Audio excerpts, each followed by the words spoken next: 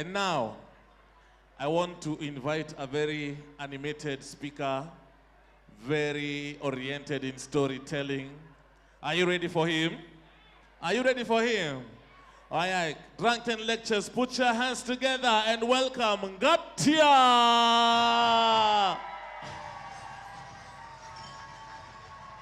Keep clapping for him as he comes, tafadhali.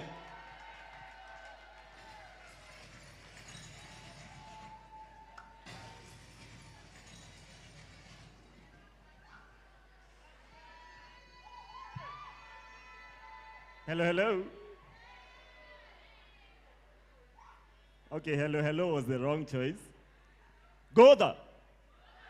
Okay, we are heading to it. Goda. Very nice, very nice. Ruto must. Kumbe hapo ndo iko.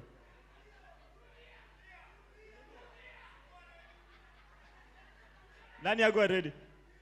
Acha tuone kama mitambo iko sawa. Fundi wa mitambo iko sawa. Ni kama aski. Ruto must. Ruto must. Thank you very much. Thank you very much. Asanteni sana. I've been introduced as a very animated person. Na nilikuwa nimepanga kuketi bwana. Nimeona viti mbili. So now I don't know what you're going to do. This is my first time here. Makofi kwangu tafadhali. Makofi ingine kwa Drunken Lectures. And ya mwisho, and this one has to be really, really, really, really loud. Please give a round of applause for Mr. Kimemia Macharia.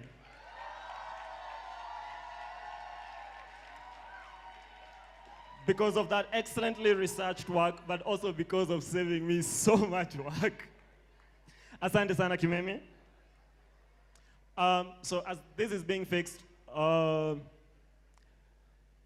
Nikonja hata siwezi karanga.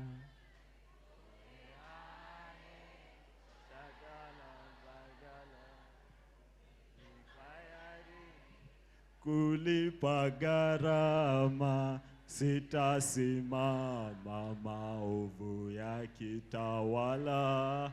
Sitasimama maovu yakitawala. Thank you. That was my excuse to take a seat.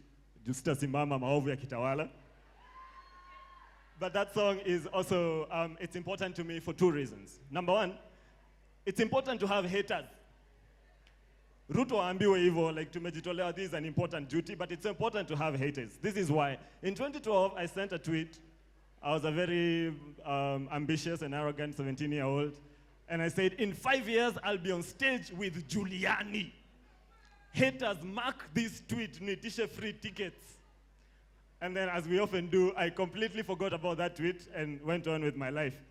5 years later, a random account with like 23 followers that I've never seen again from that day showed up and asked, where are you now?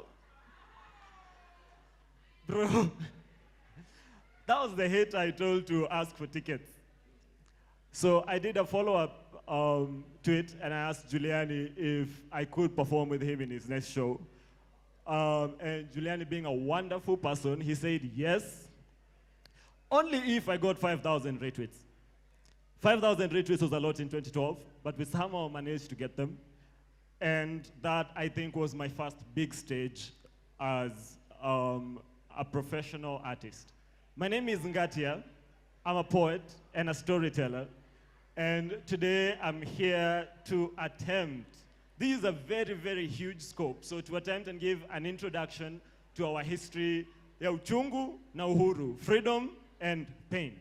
I started with that song because I unfortunately have a rather intimate relationship with both of those. In 2024, 18th, a Tuesday, 18th, when the protest started, as an artist, munaelewa uchumi. Uchumi ni mbaya si mbaya. Uchumi ni mbaya sio mbaya. So occasionally lazima tufanye side Okay, yo, ni kama yo jina imeharibika. Side gigs. So on this day, my side gig happened to be pushing a mkokoteni. For one reason or the other, it happened that the Kenya police don't like seeing Bokotenis outside parliament. And so they decided my house is not good enough, and I ended up spending the night at Kamukunji. But the best part, which is probably the only good part about this, is that when we were being brought into Kamukunji police station, there were like 50 other Kenyans who'd already been arrested before us. And wote walikuwa naimba, Nikonja. Asante, usiendelee zaidi hapo. I sat on that point because pain, as a result, I take it as a result of violence, is an integral part of Kenyan identity. And if the theories in epigenetics and people who studied the cross-section between trauma, history, and how we live, if those reports are to be believed, then there's a generational thing we need to observe where what our parents went through then influence what our grandparents went through, influence what our parents went through, which then influences how we live, including how we cope, say, with life if we come out to protest. This is a drunken lecture. It explains our history with drugs as a coping mechanism and substances and violence. Now, I wanted to start there because I want to be honest with you, honorable adjudicators. As I said, this is my first lecture ever, so Ningori. And I attempted to write it, but then it started looking like a Tuali for Bad script. Kuna watu wamewahi kuja Tuali for Bad hapa?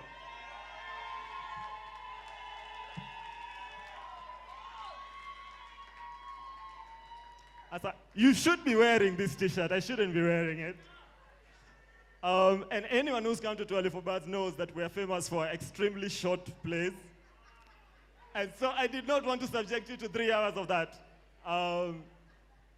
But also attached to that, I have a confession. I was ambushed to do this. The culprit knows themselves. While I am not in a condition to appear, leave alone speak in public, however, I acknowledge and I have a lot of respect for what this space is and what it's trying to achieve. And mommy ain't raised no, so lazima ningetokea. So by the time all this was sinking, as I was working on the script, it was too late to cancel without appearing like a diva. So this is what we're gonna do. We're gonna make a deal. I'll do my best to take you through my notes in the best way I can. And then ako hapa najua watu kama Ndushu watanihanda. For anyone interested in anything in depth, we can work on a collaboration on I'm in a better space with Drunken Lectures and do a series of videos on that. Deal? Deal? Very nice. Aya. So before to move, one more song ya kunieka in the mood. Just another song I had nikiwa kwa cell. Tafadhali jaribu kushikwa siku moja in your life. And it went something like, Ruto ni mwizi wazimu wa milele. Ruto ni wazimu wa milele. Ewazimu, ewazimu, ewazimu, ewazimu. Thank you. I start with that because I'm coordinating a medical aid effort in Kunadawa to help the people who were shot and injured during the protests. And that is the right place to start. Unaweza niona after hapa to know how you can donate or be part. And because I consider this an introduction to a history of pain and elusive freedom, tutakuwa na structure kidogo. And then we're going to have a bit of fun with the stories in between. Sawa sawa? Aya, mnataka fun, amtaki fun. Fun, fun? Fantastic. Stories, yeah?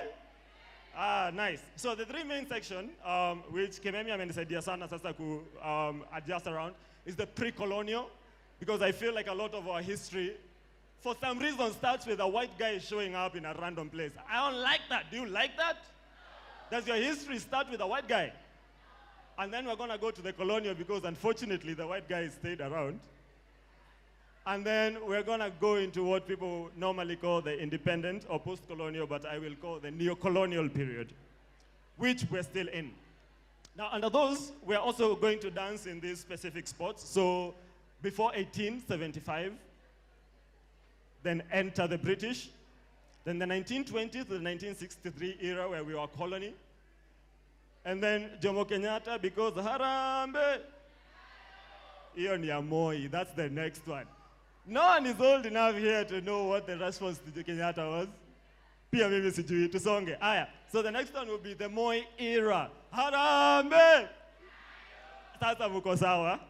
Aya, after that, we shall go to the Kibaki regime, just touch a bit on it. Alafu tuende kwa Jaden. Alafu must go, must? Thank you very much. Aya. I hope we make it to the end. If we don't, the lecture is the friends we meet along the way. Aya, tuanze. Very nice. So let's start with the fun bit. What embodies pain, uchungu, more than massacres? So let's see how many Kenyan massacres you're familiar with. I'll mention a massacre. If you're familiar with it, you say yes. If you're not, you stay silent. Sawa sawa? So take massacre. That was mentioned a bit earlier. Rak family massacre of 1953. Larry massacre. Very nice. Not the massacre that you know. Chuka massacre of 1953. The Hola massacre. Mulikuwa mnasikiza kimemi ya isi. Isiolo massacres of the 1960s. Kisumu massacre of 1969. Very nice. Watu wa Mboya oye. Very nice. Wagala massacre. That's the poster boy of massacres in this country. The St. Kizito school massacre. Changuli fire tragedy. The Turbi massacre. Kiambaa church massacre. Madeira massacre of 2009. Karatina massacre 2012. Westgate. Garissa University. Dusit. Shakahola. Githurai. Rongai. Outside Parliament. So in nonsense inaanza wapi? He must what? All right, so travel with me a bit back into time, into a place that still exists today. You can visit it. It's called Nataruk, Turkana County. 10,000 years ago, something happened in Nataruk. Recently, archaeologists working in the Turkana area found that 27 people had been left dead a bit west of the Lake Turkana. 10 of them showed evidence of having died violently. Now, I was lucky enough to visit Turkana earlier in the year as part of the Makondo Lit Festival, which is happening. We have literature people in the folk. Yeah, very nice. And if you go to the Turkana Basin Institute, they show you arrowheads made from obsidian from 10,000 years ago that they found inside the heads of these people. Among the bodies was a pregnant woman whose hands 10,000 years later were still tied behind her back. 10,000 years. That is how long we've been killing each other over this land. Now allow me to go to a bit of Samburu philosophy and go into a word, I hope I pronounce it right, Ntoror. Ntoror is a word emerging from the Proto-Ma language, and it refers to a flat piece of land, a well-watered stretch of grazeland, irresistible, where two or more groups of people meet, both seeking pasture or something else, both caring, and where they inevitably fight. Not because they hate each other, but because it is the only consequence of such a flat piece of geography. Ntoror, a beautiful land, a troubled people. I struggle to find a better description of this nation. Tuko wengi ama tuko wengi? Tuko we? Tuko wengi. How many communities exist in Kenya? They used to be called tribes, but hiyo mambo tumeacha bwana, si ndio? Who knows the number of communities that are micronations, as Wangari Maathai called them, that exist within the macronation of Kenya? All right, so it's between 42 and 45. But we are all not originally from here. I mean, humanity, since we've started in Turkana, humanity originates from here in terms of evolution. But what were 844? Do you remember the reasons for migration? They were always the same, right? Now we're going to narrow on one of them: conflict and wars. So whichever community you come from, chances are you originated somewhere. Homework yako ya kwanza ni kujua mulitoka wapi. Now the second is the question: how did, say, the Kikuyu occupy the space where they're in? How did the Meru, who raised me, occupy the space they're in? How did the Pokot, the Pokomo, and all that? Many of them, unfortunately, occupied through one form of violence or the other. And by violence here, I'm going to use the word violence in a bit of an expanded way, so it's not just physical violence, it's also psychological violence and cultural violence. And most of them, for example, the Kisii. Wakisii muko kwa nyumba. Very nice, very nice. I start with the Kisii because I'm from a place called Metongo, and the only people who compete with us for banana production is Kisii people, so heshima sana. But because of that farming, the Kisii decimated the land that they get into with agriculture because they were breaking into virgin forests that had not been cultivated before. The Luo, for example, in the different waves that they migrated into Kenya with, kuna Joka Molo, Joka Winy, and Joka? Joka? Hey, bwana, hiyo umeshindwa. Joka? Very nice. So, all these waves, Center of Social Studies, or GHC, for those who have supplements, but they came in waves. And what would happen is that each wave would push a community that they found. So for example, they first found the Kisii. The Kisii first settled around Lake Victoria, and they pushed them into the highlands. And then the follow-up waves kept pushing the other waves of the Luo ahead. And you can now see, I'm not an expert in this, lakini niko sure bwana, kuna watu hapa wanajua the beef between South Nyanza, watu wasijui wapi, it all originates from the migration process and whatever dynamics were set after that. We have people like the Pokot and the Ma speakers who are migrating south from this direction of Lake Turkana. And they, of course, found people. And what wakaanza kubishana? Of course, there has kubishana. And this is the part where we start having fun.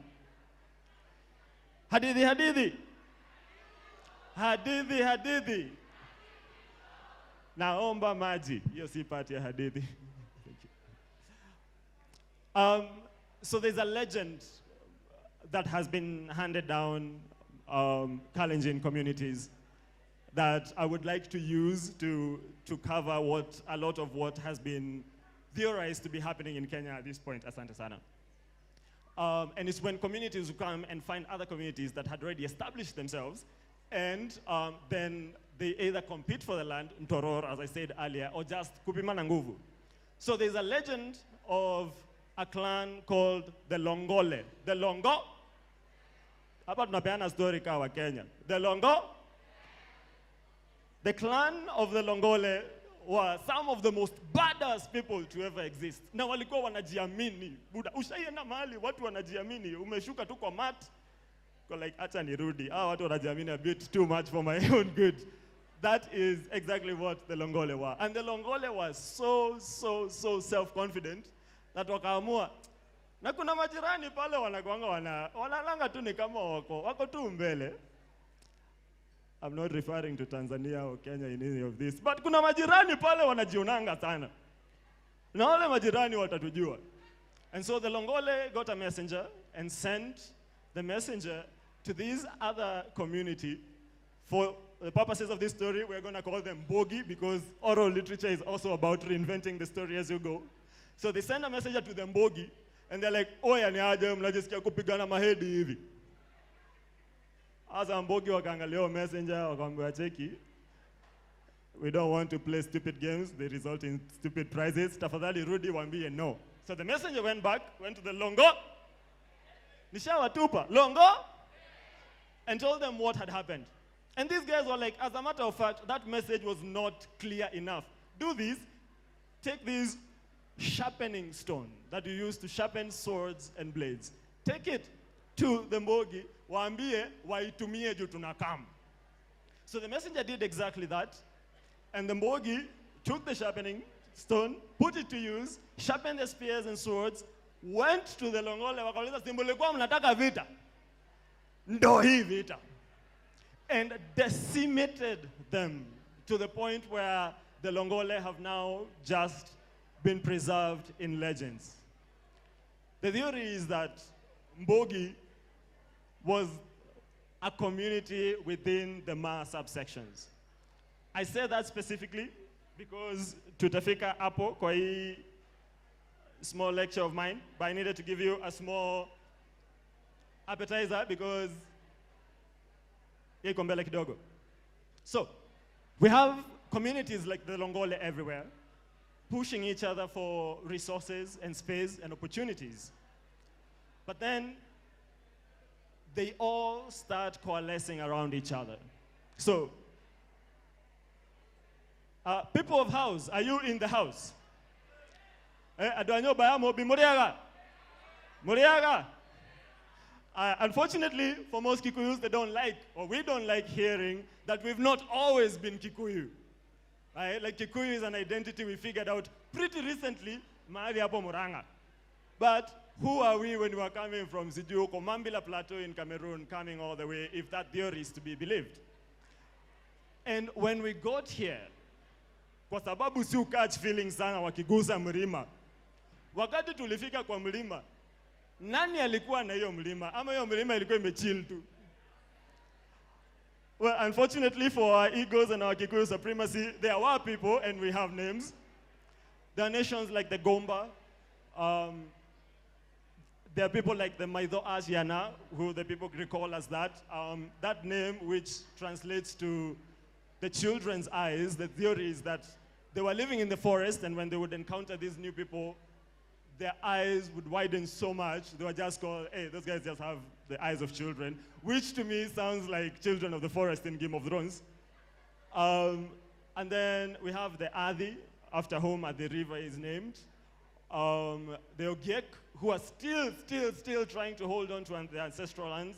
We have people like the Yaku near Mukogondo in Garendare who are still trying. It's a small community that has survived over hundreds of years and is still trying to reconstitute itself. So once people got here and they settled, they continued with this practice of violence so much that it became normal. Things like raiding, which we now call cattle rustling, was so normalized, it was considered a sport. Like ni kama rugby tu, mnaenda unarudi, and then we check your spears. Whose blood is that? If you killed a woman, if you killed a child, we deal with you, right? I'm not sure that's the kind of sport I would like to play today, but it used to happen. And as it wasn't as defined as certain literature, and especially colonial literature, has tried to make us believe that we had this enmity between, say, the Maasai and the Kamba, and we had this enmity between, say, the Luo and the Luya. People formed alliances around families, around clans, around, the Somalia is still very famous for this, around nations. But as they were forming these alliances, they also started finding spaces where there had been other nations that had gone extinct. Nations like, na watu ambao wanaenda kuangalia homework seriously, these are some names you should note down. So like the Sirikwa culture, which is said to have existed in Kenya for thousands of years before it disappeared. We're still trying to figure out why it disappeared. the Loikop people, the Chok people, the Maliri people. A lot of theories suggest that they all disappeared as a result of one form of violence or the other. Now, amongst those are the Loikop peoples. And we go back to my legend about the clan called the Longo. Longo? Longole. So Longole is used as a legend that explains a series of migrations that led to civil wars that I would like to focus on this specific part because it carries a lot of the pre-colonial material that I would like to talk about. So the Maasai people are our logo as Kenyans. Tumeweka huko, tumeweka leso, Masai shuka, kila kitu, tuko like, yeah, those are our guys with the spears. But then there's a history that I wish was more spoken about how the Maasai culture and identity came into being. Now, the jury is still out on this. Academics are still arguing upon one theory or the other, but the one that appeals the most to me is about a group of people called the Loikop people. Different communities remember them differently. Some call them Ukwavi, Okafi, all that. But they call them Loikop. They call themselves the Loikop, the people of the earth, or the people of the land. So one of the theories is that it's a group of sections that was migrating south, again from the sides of Lake Turkana, again in waves. And as they went in waves, then they would become a concrete section or a concrete nation. Now we know some of those concrete nations as the Samburu, for example. Some went all the way south to Tanzania, the Parakuyo, all that. But the theory is that all these were an interconnected community of nations that in that process, a group of them that settled a bit closer to Ngong Hills found something that the others did not have. And it starts with two warriors walking across Ngong Hills. They're being left behind by the rest of their military troop. They're going to a raid. And as they're walking up the hills, how many people go to hike on Ngong Hills now? Please remember this story the next time you're on top of that hill. They see a boy sitting on top of an anthill. And the two warriors approach the boy and they're like, yo, nikubaya bona, there's goons all over. What are you doing on top of an anthill on a random day? And he's like, I'm just chilling with God. And for anyone who knows the Shege wa Kefiro story, it's the same response he gave when he was found. And so one of the warriors is like, oh yeah, hatuna time bona, kuna mambo, tusonge. And the other one is from the Lysar clan, which was very wealthy. He's like, no, we can't leave a child here. So takes the boy in, names him Kidongoi. As he's growing up, they realize that he has magical powers. He can summon rain. He can make it rain when there's a drought, so only his cows are healthy when the others are dying. And so the community elders come together and ask, what's going on? He's like, hey, my guy, me, Nasaji, direct chat. Me and Enkai, we talk like this. Right? It's like, so can you use this for the whole community? It's like, yeah, of course, right? So they're like, first of all, retired from herding duties, or Pata Bibi, settle down, help us. And a few sections start coalescing around that.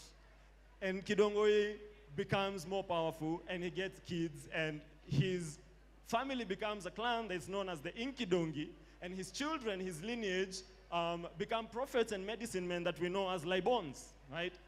And it gets to a peak around the early 1820s when one of Kidongoi's descendants called Supet is the chief Libon of these sections. And he figures out that if he tampers with the aid-set system, then the Maasai military machine becomes a bit more effective. And so he does that, then starts conquering the subsections within the Loikop people.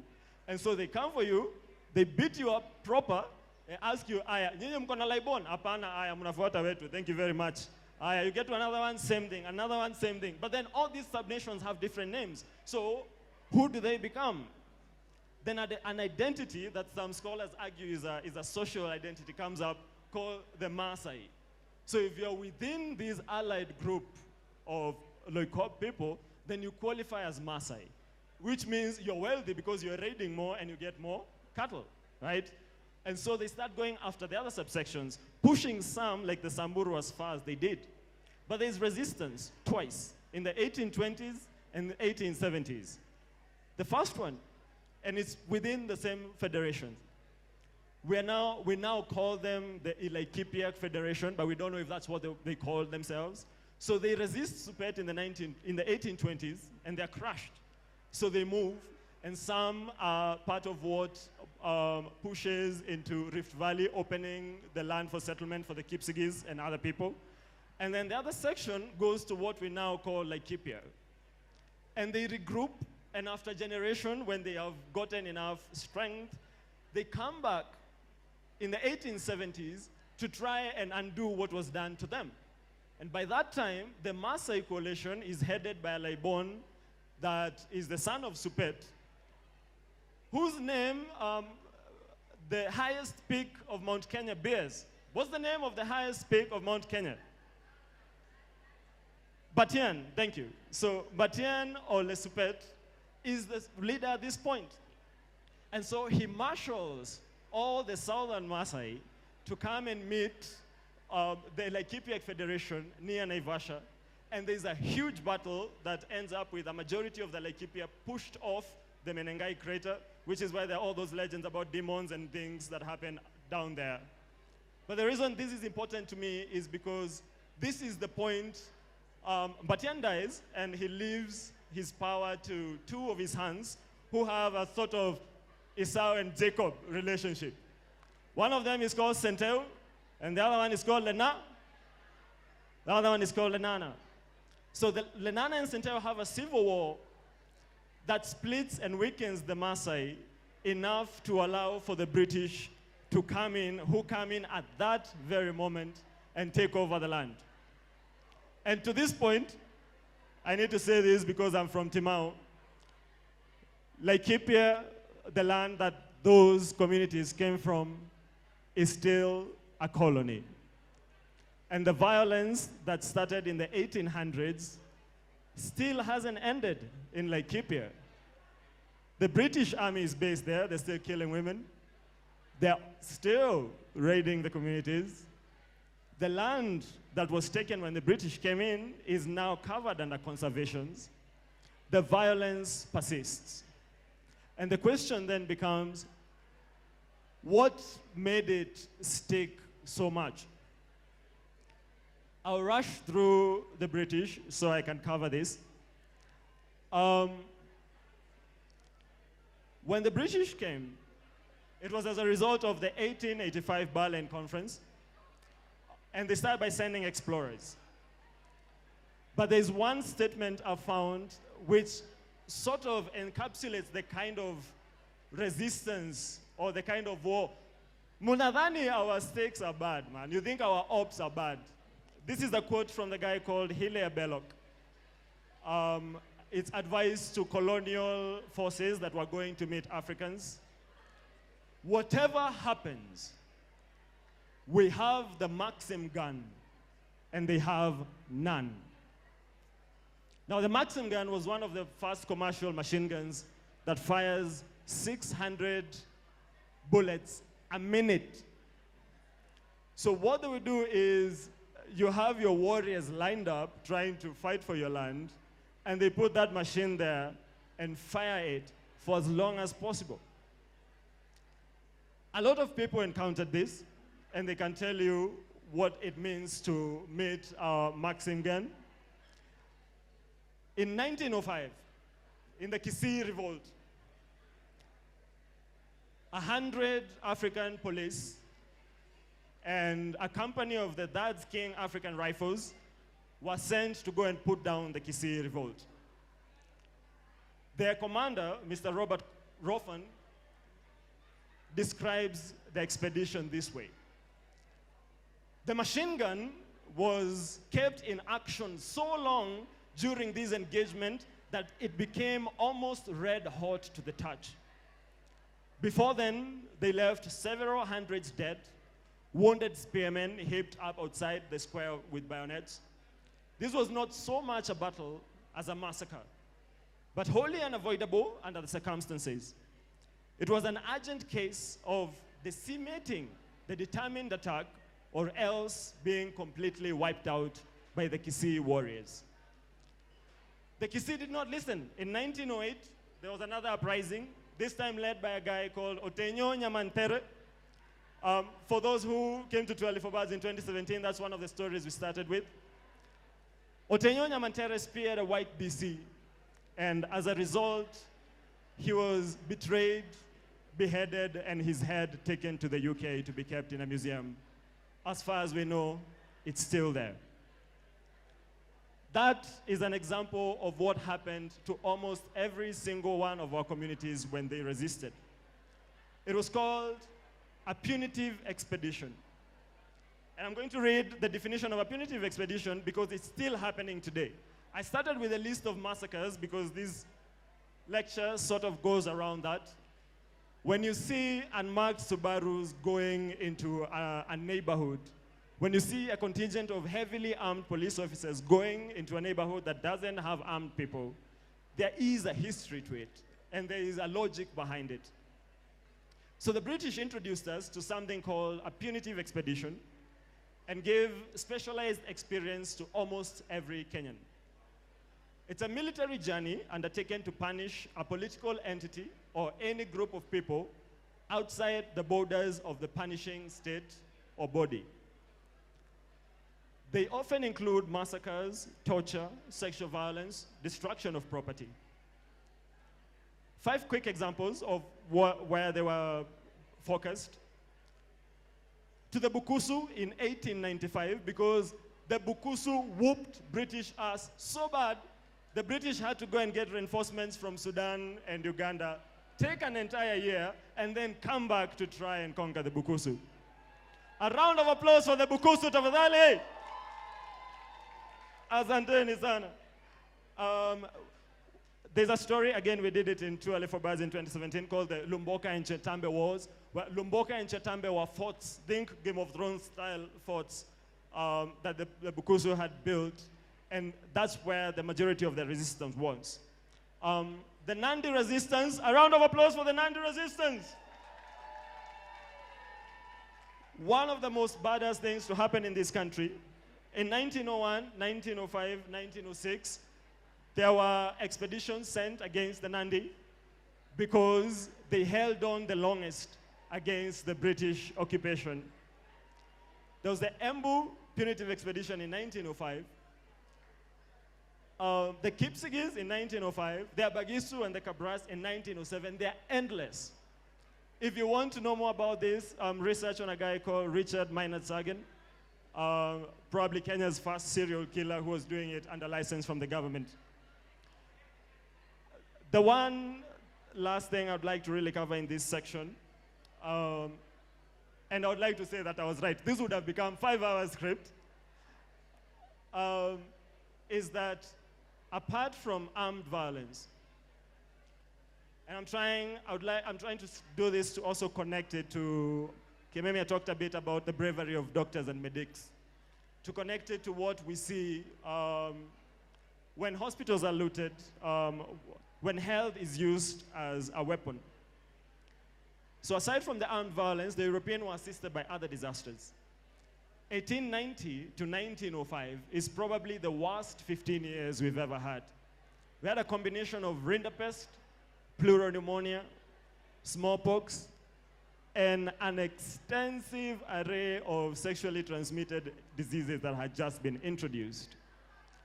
A combination of this over 15 years killed over 50% of the human population in this land and over 70% of the animal population, and those are conservative estimates.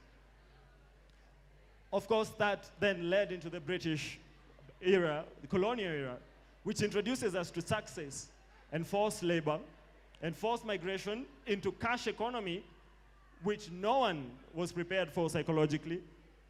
Forced destocking, where they forcefully take your cows or kill them, which, for example, with the Kamba led to a huge demonstration led by Mwindimbingu, which is why we have Mwindimbingu in, as a street in Nairobi today.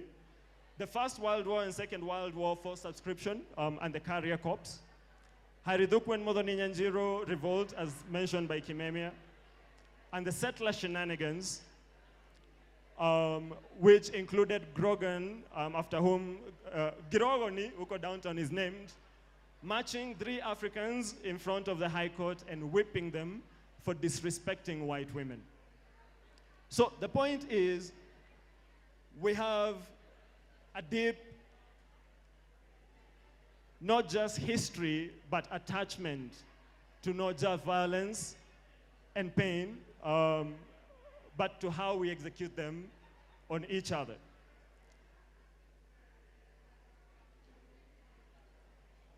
Now, the colonizers were after something, which is also a very big contentious part of freedom and what it takes, or what defines you as a Kenyan.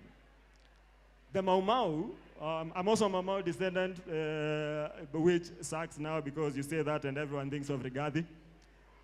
But the Mau Mau were rallying under a phrase which was Weadi Naidaka, freedom and land. The title of today included freedom, but most people a lot of people define their freedom with the land they have access to, not just for farming, for living, for grazing, for all that. And land has been at the center of our pain and our struggle for freedom. And so I'll go through a quick run through of some of the violence exacted through land, and then we're going to wrap it up. So? Aya. Examples of mass dislocation and dispossession, which still affect communities violently today. The Maasai moves, the Maasai being moved from Naivasha to Laikipia in 1904, and then being betrayed again in 1911. The Kiambu to Thika area moves of 1903 to 1908. Central to Rift Valley, 1904 to 1914.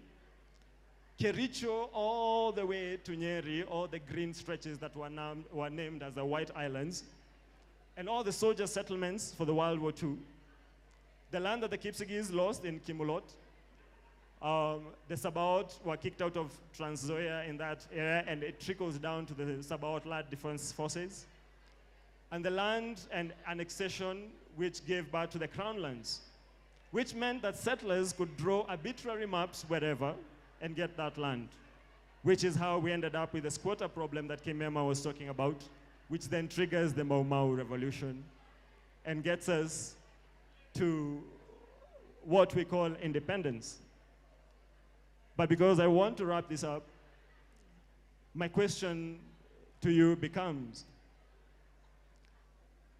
was it really independence when the Kenyatta regime oversaw the killing of Pioga Mapinto, the killing of Tom Mboya, and the killing of J.M. Kariuki, those being the more prominent people? Was it freedom when the shifter war was used as an excuse and a reason to push and marginalize communities from the nation? Was it freedom when Moi built Nyayo House specifically designed to torture people? Was there freedom when Kenyans were being killed outside during the first Sabasaba? Was there freedom when Timothy Njoya was being beaten outside Parliament? Was it freedom when mothers of political prisoners were being assaulted by children the age of their own sons? Was it freedom when Kibaki came in and they all promised us a better country, but what we got was 2007? What we got was Al-Shabaab. Was that freedom? Was Rivaliala freedom? Was Garissa freedom? So what the hell is freedom, guys? Because we know pain. I don't think we know freedom. And my prayer for you today, and for me, is that we get to know freedom. Because we come from courage, guys, and we come from resistance. Asanteni sana.